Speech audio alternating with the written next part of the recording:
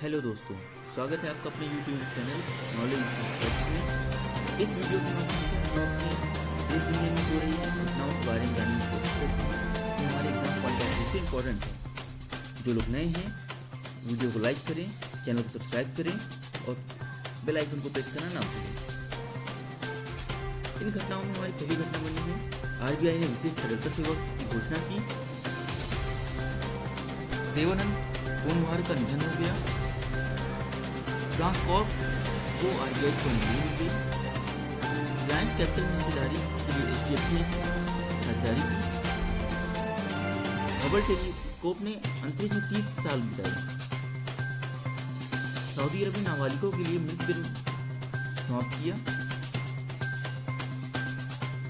Adityanath UP के CM Adityanath द्वारा सार्वजनिक सभा पर प्रतिबंध लगा दिया गया।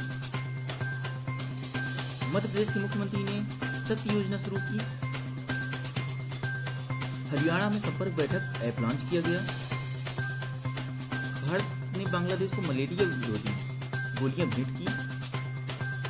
आंध्र प्रदेश के मुख्यमंत्री ने शून्य ब्याज ऋण योजना शुरू की। असम के हाथी रिजर्व में कोयला खनन किया गया। कलाकार जरीना हाशमी का निधन हो गया। ग्राम स्वराज योजना के मंच के लिए SOP लॉन्च किया गया। अमेरिका की अगली OECD की दूत मनीषा सिंह बनी। ओडिशा के मुख्यमंत्री ने 15 लाख रुपए की अनुग्रह राशि प्रदान की। पश्चिम बंगाल सरकार ने कैबिनेट समिति का गठन किया। ऑस्ट्रेलिया ने पिच ब्लैड 2020 अभ्यास रद्द किया। झुम्मा खातून पर लगा 4 साल का प्रतिबंध। PCB ने लगाया उमर अकमल पर प्रतिबंध। KGMU प्लाज्मा थेरेपी लॉन्च करने वाला पहला अस्पताल बना। प्रख्यात उड़िया नाटकार विजय मिश्रा जी का निधन हो गया। जेम्स M बेक्स का निधन हो गया। काम पर सुरक्षा और स्वास्थ्य हेतु विश्व दिवस 28 अप्रैल को मनाया गया।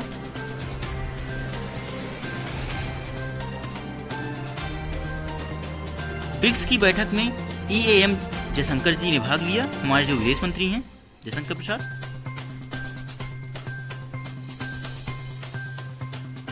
वाराणसी ड्रोन का उपयोग करके क्षेत्रों को साफ करेगा।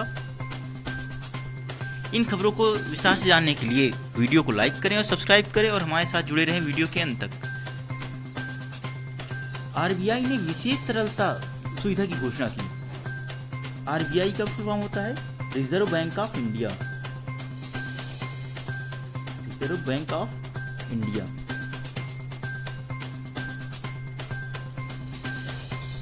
भारतीय रिजर्व बैंक ने फ्रैंकलिन टेम्पलेटन म्यूचुअल फंड द्वारा अन्य वित्तीय योजनाओं को बंद करने का फैसला करने के कुछ दिन बाद ही म्यूचुअल फंड के लिए 50,000 करोड़ रुपए के विशेष तरलता सुविधा की घोषणा की।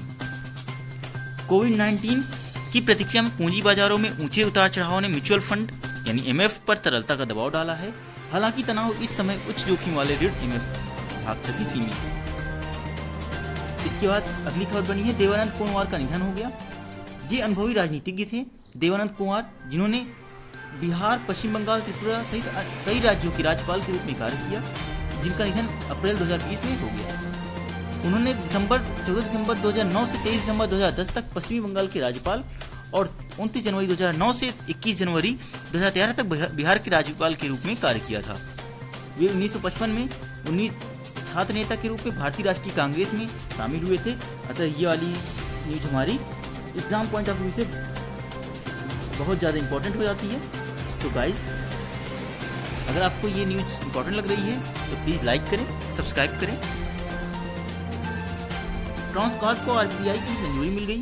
ट्रांसकॉर्प इंटरनेशनल लिमिटेड ने 35 लाख से अधिक स्टोर और ऑनलाइन गेटवे में उपयोग किए जा सकने वाले कूटनीतिक लिखत के लिए सह ब्रांडिंग व्यवस्था में प्रवेश करने के लिए RBI की अनुमति प्राप्त की। इसके साथ ट्रांसकॉर्प RBI से प्राधिकरण प्राप्त करने वाली पहली गैर बैंक कंपनियों में से एक बन गई है। तो गाइस, जो चीज़ पहली बार हुआ होता है यानी कि फर्स्ट टाइम हुआ होता है, वो हमारे एग्जाम के लिए बहुत इंपॉर्टेंट होता है, बहुत वेरी वेरी वेरी इंपॉर्टेंट। इसके साथ ट्रांसकॉर्प RBI से प्राधिकरण प्राप्त करने वाली पहली गैर बैंक कंपनी बन गई है। ट्रांसकॉर्प डिजिटल भौतिक और संपर्क रहित कार्डों की लिए API आधारित सह ब्रांडेड साझेदारी शुरू करेगा।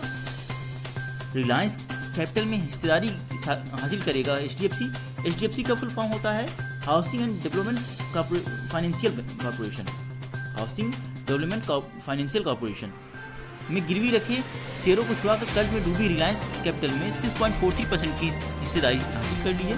इसके बाद कंपनी ने 10 रुपये के प्रति शेयर के आधार पर 252.7 मिलियन शेयर हासिल किए और शेयरों का कुल मूल्य 252 करोड़ रुपए बताया। आवश्यक प्रकटीकरण 27 मार्च 2020 को पहले ही कर दिया गया था और अब शेयरों को निगम के खाते में जमा कर दिया गया है।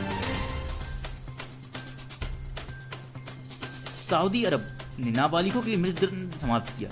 सऊदी अरब इस टाइम अपने कानूनों पर बेहद बदलाव कर रही है, जैसे कि सिनेमा घर चालू करवा दिया, महिलाओं पर जो महिलाएं गाड़ी नहीं चला सकती थी उनके लिए भी अधिकार प्राप्त कर दिए।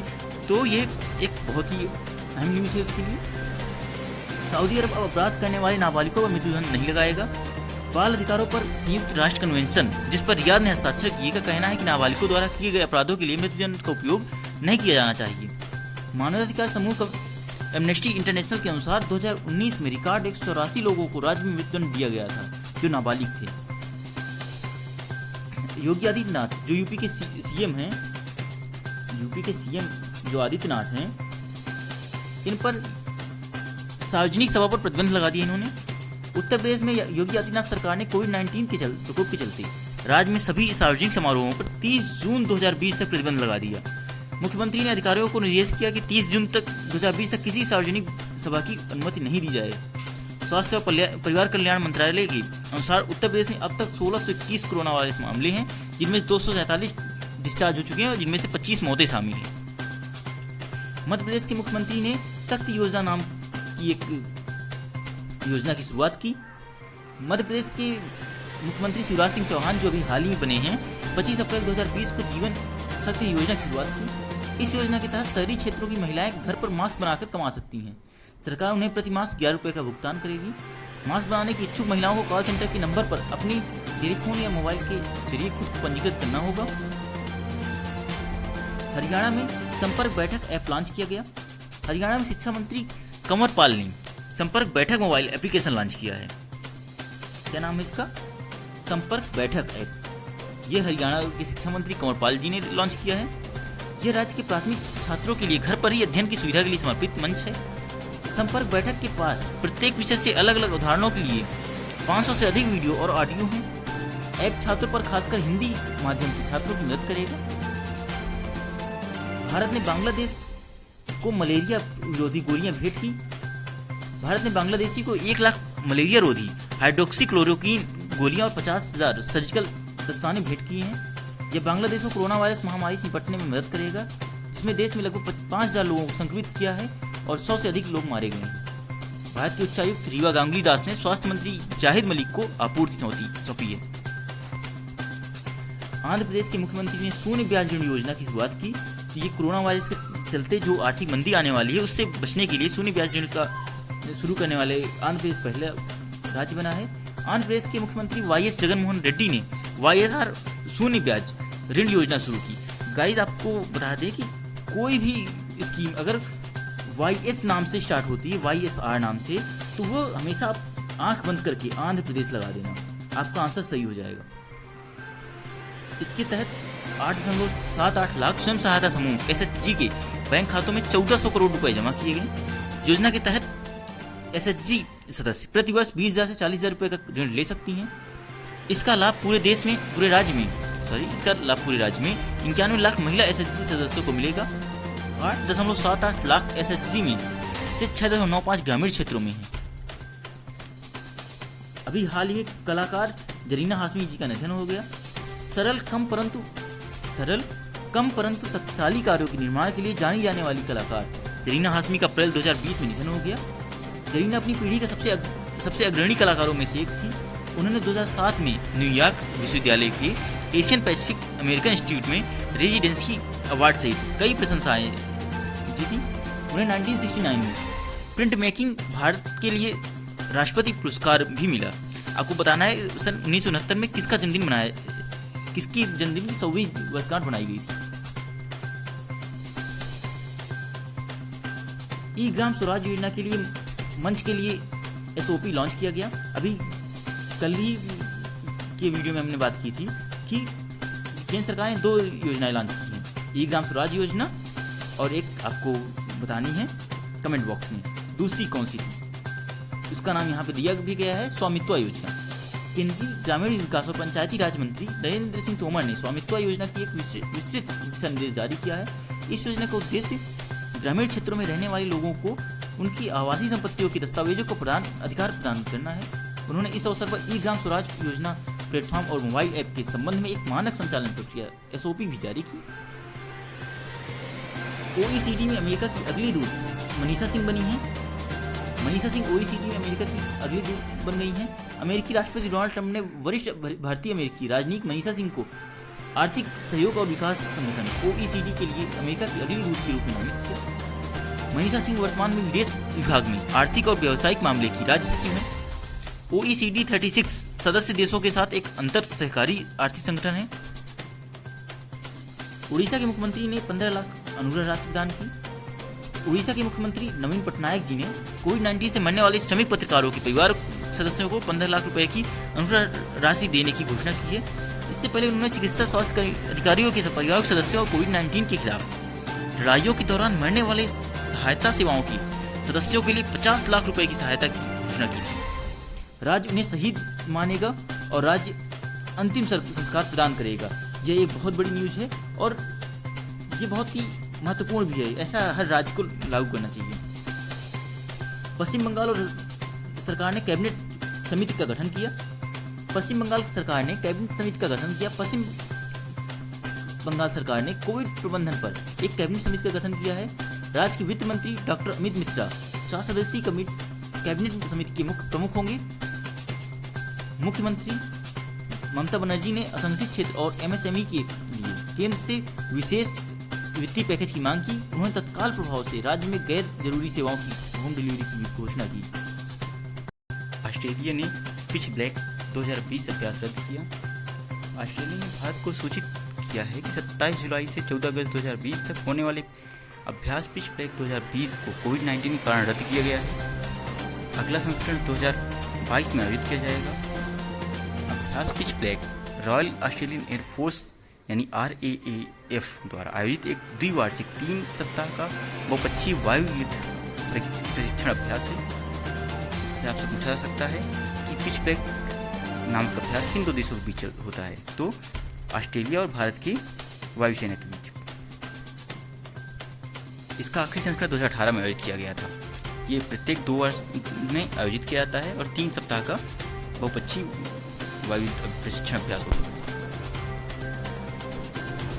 विश्व एथलेटिक्स संघ ने झुमा खातून पर 4 साल का प्रतिबंध लगा दिया।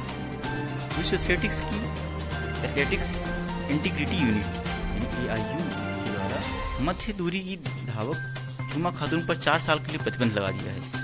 वह एक स्टेरॉइड डिहाइड्रोक्लोरोमिथाइन टेस्टोस्टेरोन परीक्षण में सकारात्मक पाई गई। खातून ने गुवाहाटी में चैंपियंस में 1500 मीटर और 5000 मीटर में कांस्य पदक जीता था। खातून के 29 जून 2018 से 21 नवंबर 2018 तक घोषित परिणाम रद्द किए जाएंगे। एक बहुत बड़ी न्यूज उनके लिए। PCB ने लगाया उमर अकमल पर प्रतिबंध। पाकिस्तान के बल्लेबाज उमर अकमल को भ्रष्ट दृष्टिकोण की रिपोर्ट करने में विफल करने के लिए 3 साल के लिए क्रिकेट के सभी रूपों से प्रतिबंधित कर दिया गया है। पाकिस्तान क्रिकेट बोर्ड PCB ने 2 असंगठित दृष्टिकोणों की रिपोर्ट नहीं करने के लिए अपने भ्रष्टाचार विरोधी कोड के 2 उल्लंघनों को आरोप लगाया था। अकमल 16 टेस्ट, 121 एक दिवसीय अंतर्राष्ट्रीय और 84 T20 अंतर्राष्ट्रीय मैच खेले हैं। KGMU प्लाज्मा थेरेपी लॉन्च करने वाला पहला अस्पताल बना। KGMU एक 58 वर्षीय डॉक्टर कोरोना वायरस बीमारी के उपचार के रूप में प्लाज्मा थेरेपी प्राप्त करने वाले लखनऊ के king George medical university doctor क्या KGMU के किंग जॉर्ज मेडिकल यूनिवर्सिटी में पहला कोरोना वायरस रोगी बन गए। कॉन्विजेंट प्लाज्मा थेरेपी कोविड-19 रोगियों के लिए एक प्रायोगिक प्रक्रिया है। इस प्लाज्मा उपचार में एक ठीक हुए कोविड-19 रोगी से एक रक्त घटक निकालकर एक गंभीर रूप से बीमार रोगी को स्थानांतरित किया जाता है। प्रख्यात उड़िया नाटककार विजय मिश्रा जी का निधन हो गया। विजय मिश्रा किस चीज संबंधित थे? वो एक प्रसिद्ध उड़िया नाटककार थे। उड़ीसा के प्रसिद्ध नाटककार गीतकार विजय मिश्रा जी का अप्रैल 2020 में निधन हो गया। उड़ीसा में आधुनिक थिएटर आंदोलन के एक अग्रणी मिश्रा राज्य के साथ साथ राष्ट्रीय स्तर पर कई पुरस्कारों के प्राप्तकर्ता थे। उन्होंने अपने नाटक वनप्रस्थ के लिए केंद्रीय साहित्य अकादमी पुरस्कार जीता था। ये वनप्रस्थ नामक जो नाटक है, इनका इम्पोर्टेंट क्या होता है, तो गाइस आपको याद रखना है कि यह जो वनप्रस्थ नाम का नाटक है, ये किसके द्वारा लिखा गया है? तो प्रख्यात उड़िया नाटककार विजय मिश्रा जी के द्वारा लिखा गया है। इसके अलावा उन्होंने उड़िया साहित्य अकादमी और अन्य राज्य स्तरीय अवार्ड जीते हैं। जेम्स एम बेग्स का निधन हो गया। नासा के पूर्व प्रशासक जेम्स एम बेग्स का अप्रैल 2020 में निधन हो गया। ये नासा के पूर्व प्रशासक थे। उन्होंने अंतरिक्ष यान कार्यक्रम के शुरुआती वर्षों के दौरान एजेंसी का नेतृत्व किया और 1986 में 7 अंतरिक्ष यात्रियों को मारने वाली चैलेंजर आपदा के बाद इस्तीफा दे दिया। राष्ट्रपति रोनाल्ड रीगन ने बेग्स को नासा का छठा प्रशासक बनने के लिए नामित किया। उन्होंने जुलाई 1981 से दिसंबर 1985 तक एजेंसी के शीर्ष पद पर कार्य किया था। काम पर सुरक्षा और स्वास्थ्य हेतु विश्व दिवस 28 अप्रैल को मनाया जाता है। यहाँ पे आप देख सकते हैं world day for safety and health at work. April 28 is world day for safety and health at work and workers memorial day. ये पहली बार 2003 में अंतर्राष्ट्रीय श्रम संगठन यानी ILO द्वारा मनाया गया। काम पर सुरक्षा और स्वास्थ्य के लिए विश्व दिवस 2020 की थीम महामारी को रोकी है। ब्रिक्स की बैठक में भाग लेंगे हमारे विदेश मंत्री जयशंकर प्रसाद। विदेश मंत्री एस जयशंकर 28 अप्रैल 2020 को एक संयुक्त वीडियो सम्मेलन में ब्रिक्स देशों के अपने समकक्षों के साथ शामिल हुए। बैठक मंथन के लिए हुई थी, जिसमें देश कोविड-19 महामारी से निपटने के लिए सहयोग कर सकते हैं। ब्रिक्स देशों में शामिल है ब्राजील, रूस, भारत, चीन और दक्षिण अफ्रीका। वीडियो सम्मेलन रूस द्वारा आयोजित किया गया था। यानी जो आपका जो ब्रिक्स है, ये 5 देशों का ग्रुप है, जिनमें से ब्राजील, रसिया, इंडिया, चाइना, साउथ अफ्रीका शामिल है। इनके बारे में डिटेल्स में लाए हैं। ब्रिक्स उभरती राष्ट्रीय अर्थव्यवस्थाओं के एक संघ का शीर्षक है। इसका गठन 2001 में 4 सदस्य देश के साथ हुआ था। यानी उस टाइम पहले नाम इसका 2001 में ब्रिक्स हुआ करता था, जब इसमें साउथ अफ्रीका ऐड नहीं था। क्या था? ब्रिक नाम हुआ करता था। ब्राजील, रसिया, इंडिया, चाइना। सन 2010 में अब दक्षिण अफ्रीका के शामिल हो जाने से इसका नाम ब्रिक्स से ब्रिक्स पड़ गया। इसके पहले नाम जाना जाता था। ये जो ब्रिक्स देश हैं, ये विश्व की कुल GDP के 23% योगदान करती हैं तथा विश्व के व्यापार के लगभग 18% हिस्से में महत्वपूर्ण भूमिका निभाती हैं। क्योंकि इन 5 देशों की जो मुद्रा का नाम R से शुरू होता है। वर्तमान में दक्षिण अफ्रीका ब्रिक्स समूह की अध्यक्षता करता है। ब्रिक्स का 10वां शिखर सम्मेलन दक्षिण अफ्रीका में हुआ। वाराणसी ड्रोन का उपयोग करके क्षेत्रों को साफ सफाई किया गया। वाराणसी स्मार्ट सिटी ने स्मार्ट सिटीज मिशन के तहत वाराणसी सिटी के चुनिंदा क्षेत्रों में सैनिटाइजर के छिड़काव के लिए Garuda aerospace private limited की सहायता ली। 2 ड्रोन के साथ कुल 7 सदस्यीय टीम का परिचालन योग बनाया गया। 17 अप्रैल 2020 को ट्रायल रन पूरा किया गया। ड्रोन टीम सबसे पहले स्वच्छ करने वाले क्षेत्र का दौरा करेगी और इलाकों की त्वरित दृश्य सर्वेक्षण करेगी। हबल टेलीस्कोप अंतरिक्ष में 30 वर्ष पूरे कर लिए सफलतापूर्वक। ये उसकी सबसे बड़ी उपलब्धि है। सन 2020 में हबल टेलीस्कोप ने कक्षा में अपने 30 वर्ष पूरे किए। हबल की अनूठी डिजाइन, जिससे इसे अंतरिक्ष यात्रियों द्वारा उन्नत के तकनीक के साथ मरम्मत और उन्नत किए जा सकते के कारण इसे नासा के सबसे लंबे समय तक रहने वाली सबसे मूल्यवान वेधशालाओं में से एक बना दिया है। पूरे वर्षों में नासा उन कई तरीकों का जश्न मनाएगा जिससे हबल विशेष घटनाओं के साथ ब्रह्मांड को पृथ्वी पर लाया है। असम के हाथी रिजर्व में कोयला खनन हुआ। National board for wild life यानी NBWL ने असम में एक हाथी रिजर्व के एक हिस्से में कोयला खनन की सिफारिश की है। 7 अप्रैल 2020 को NBWL की स्थायी समिति ने नॉर्थ ईस्टर्न कोल फील्ड द्वारा कोयला खनन परियोजना के लिए साल की प्रस्तावित आरक्षित वन भूमि से 58.59 हेक्टेयर भूमि के उपयोग के प्रस्ताव पर चर्चा की। इस फैसले की कई पर्यावरणविदों ने आलोचना भी की है। अगर दोस्तों आपको ये सारी जानकारी अच्छी लगती है, हेल्पफुल लगती है अपने एग्जाम पॉइंट ऑफ व्यू से, तो प्लीज़ लाइक करना और सब्सक्राइब करना ना भूलें।